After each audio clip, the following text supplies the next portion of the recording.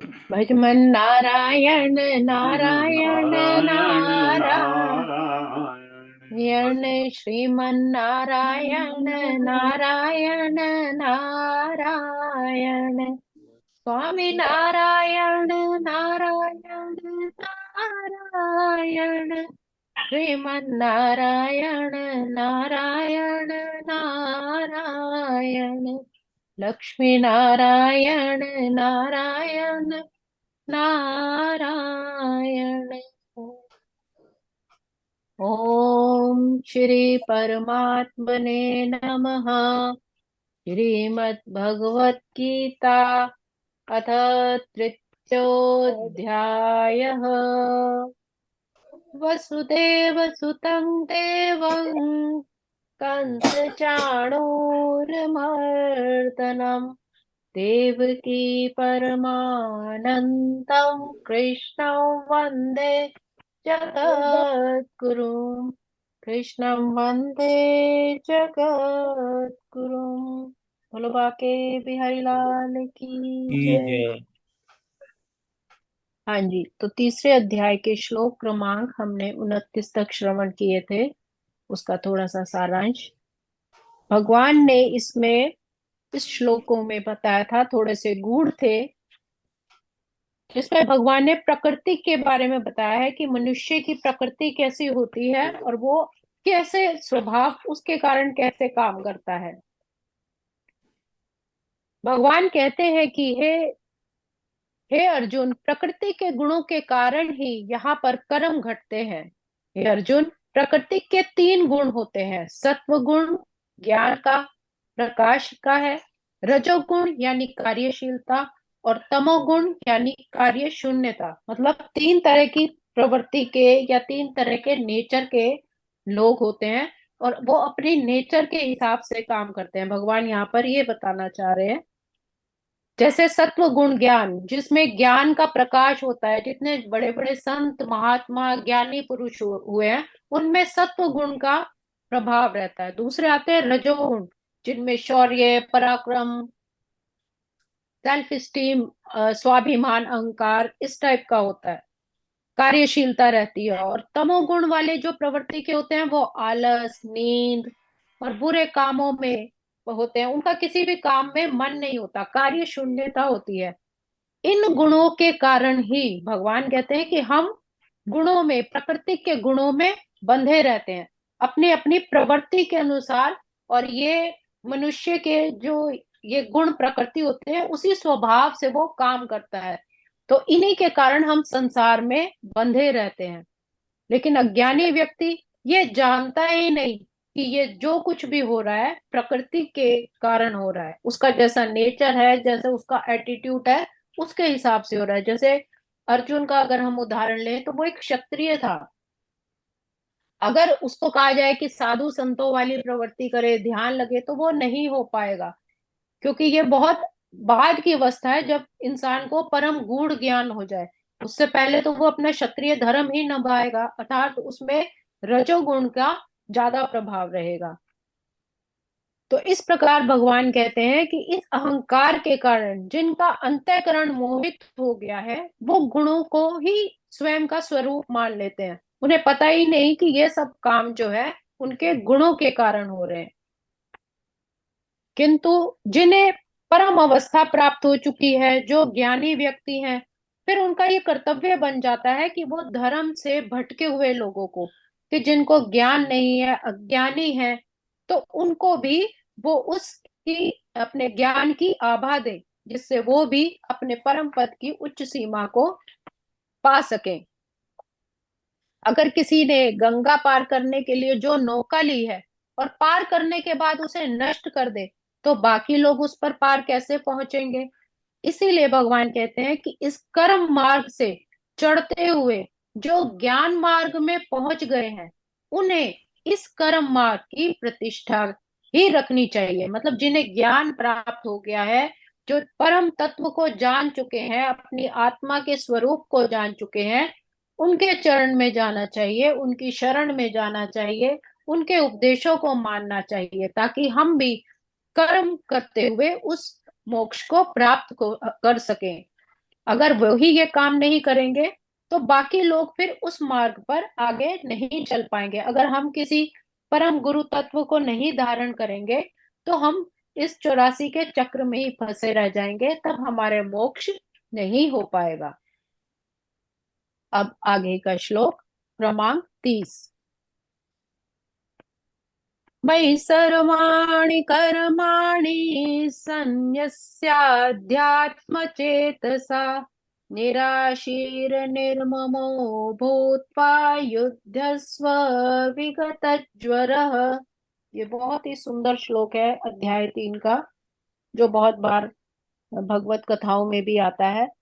क्या भगवान कहते हैं कि अतः हे अर्जुन, अपने सारे कार्यों को मुझ पे समर्पित करके मेरे पूर्ण ज्ञान से युक्त होकर, लाभ की आशंका से रहित होकर, स्वामित्व की किसी भी दावे के बिना तथा आलस्य से रहित होकर तुम युद्ध करो। मतलब सब कुछ तुम मुझे समर्पित कर दो, मेरी शरण में आ जाओ।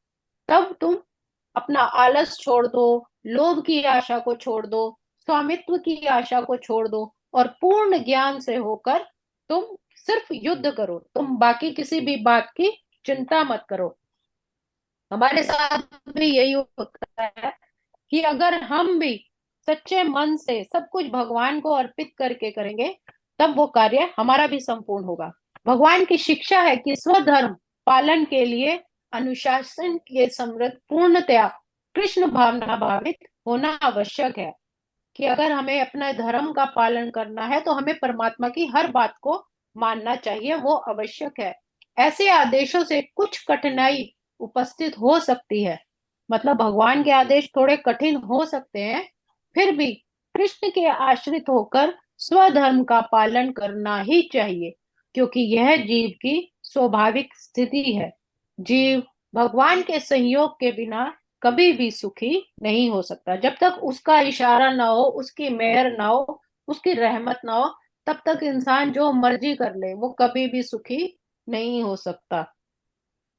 अतः श्री कृष्ण ने अर्जुन को युद्ध करने के लिए इस तरह का आदेश दिया, मानो भगवान उनके सेना नायक हो। परमेश्वर की इच्छा के लिए मनुष्य को सर्वस्व की बलि करनी होती है और साथ ही स्वामित्व जताए बिना स्वधर्म का पालन करना होता है कि ये काम मैं कर रहा हूँ, मैं मेरी वजह से हो रहा है, मैं ही इसका ऑनर हूँ। भगवान कहते हैं कि ऐसी भावना नहीं होनी चाहिए। स्वामित्व बिल्कुल नहीं जताना चाहिए, सिर्फ अपने धर्म का पालन करना चाहिए। किसी चीज पर अपना अधिकार नहीं स्थापित करना चाहिए। अर्जुन को भगवान के आदेश का मात्र पालन करना था। परमेश्वर समस्त आत्माओं के आत्मा है, अतः जो पूर्णतः परमेश्वर पर आश्रित रहता है वही कृष्ण भावित है, वह अध्यात्म चेत कहलाता है। निराशी का अर्थ है स्वामी के आदेश अनुसार कार्य करना, किंतु फल की आशा न करना। जैसे कोषाध्यक्ष अपने स्वामी के लिए लाखों रुपए गिन सकता है, किंतु इसमें से वो एक भी पैसा अपने पास नहीं रख सकता। उसी प्रकार मनुष्य को यह समझना चाहिए कि इस संसार में जो कुछ भी व्यक्ति के पास है, जो कुछ भी उसने यहाँ से अर्जित किया है, वो सभी की सभी वस्तुएं परमेश्वर की हैं और वो यहीं ही रह जाएंगी। और जब मनुष्य इस प्रकार से कृष्ण भावनामृत में कार्य करता है तो वो किसी भी वस्तु पर अपना स्वामित्व का दावा नहीं करता। जब उसको पता चल जाता है कि हर चीज दी हुई है, परमात्मा की दी हुई है, मेरे स्वयं की अर्जित नहीं की हुई, तब उसका स्वामित्व का दावा अपने आप ही खत्म हो जाता है। यह भावना निर्मम अर्थात मेरा कुछ भी नहीं है, ऐसा ऐसी कहलाती है।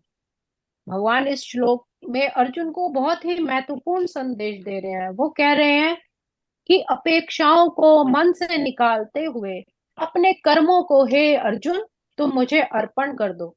जिस प्रकार युद्ध के परिणाम तुम सोचकर तुम इतने तनाव में आ रहे हो, वो सब अपनी दृष्टि हटाकर सिर्फ अपने धर्म का ही पालन करो। इस संदर्भ में विनोबा भावे जी कहते हैं कि कोई भी कर्म अगर हम परमात्मा के अनुसरण में करें परमात्मा को अर्पण करें तो वह कर्म भी दिव्य बन जाते हैं।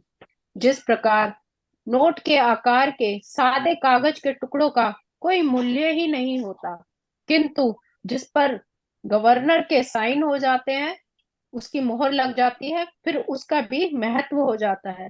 उसी प्रकार जब सामान्य सा कार्य भी भगवान को अर्पण करके किया जाता है, तो उस पर परमात्मा की मोहर लग जाती है और वो वाह, काम बहुत दिव्य सुंदर। बन जाता है।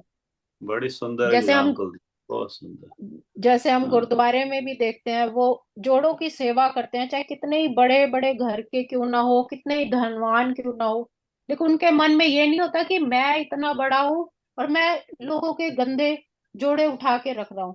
उसके मन में होता है कि मैं सेवा कर रहा हूँ।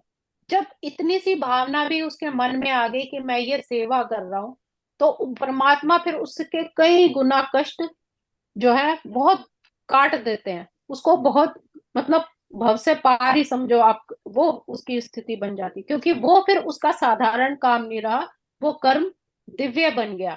जो जल की सेवा करते हैं, प्रसाद की सेवा करते हैं, या मंदिर में किसी भी तरह की झाड़ू पोछा, या यहाँ तक हमने देखा है कि राधा स्वामी में वो सैनिटरी की टॉयलेट साफ करने तक की सेवा करते हैं।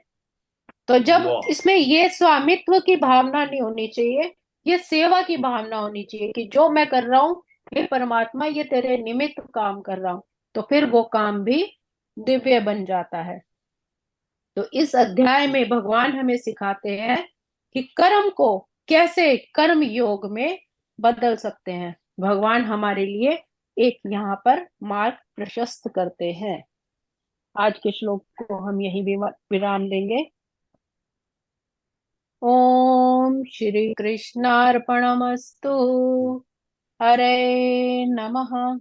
हरे नमः। हरे नमः। एक भजन छोटा सा। जीवन दिया है आपने, उसका है शुक्रिया। सांसें जो दी है आपने, उसका है शुक्रिया। जीवन दिया है आपने, उसका है शुक्रिया। तेरी लगन लगी मुझे, जीवन सफल हुआ। सेवा में बीते जिंदगी, निश्चय अटल हुआ। भक्ति जो दी है आपने, भक्ति जो दी है आपने, उसका है शुक्रिया। जीवन दिया है आपने, उसका है शुक्रिया। जब भी मैं देखूं आपको, खुशियां बड़ी मिले। दर्शन से आपके प्रभु, दिल की कली खिले। आंखें जो दी है आपने, आंखें जो दी है आपने, उसका है शुक्रिया। जीवन दिया है आपने, उसका है शुक्रिया। जब तक ये सांसें हैं मेरी, तेरा भजन करूं। तेरा ही नाम ले प्रभु, जयकारा नित्य करूं। वाणी जो दी है आपने, वाणी दी है जो आपने, उसका है शुक्रिया। जीवन दिया है आपने, उसका है शुक्रिया। हाथों से मेरे ना कभी कोई गुनाह हो, कहता प्रेम है आपसे, मिलने की चाहो। चाहत जो दी है आपने, चाहत जो दी है आपने, उसका है शुक्रिया। जीवन दिया है आपने, उसका है शुक्रिया।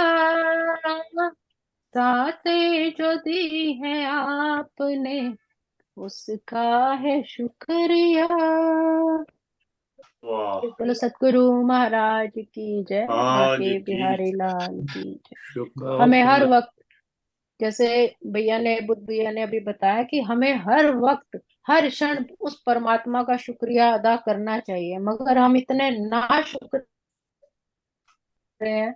उन्होंने बहुत सुंदर, थोड़ा टाइम जरूर लगा, लेकिन उनका एक एक शब्द बहुत सुंदर था कि हम ऐसे नाशुक्र हैं कि हम इतना कुछ लेते हैं मालिक से, इतना कुछ मांगते हैं, लेकिन कभी हाथ जोड़कर उनका शुक्रिया अदा भी नहीं करते।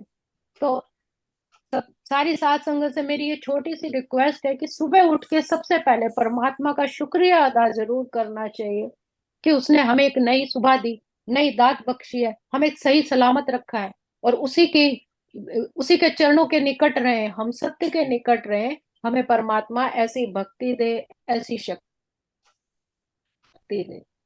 बोलो बिल्कुल सदगुरु बिल्कुल। महाराज कृपा की बनाए जय। रखें बस। जय हो।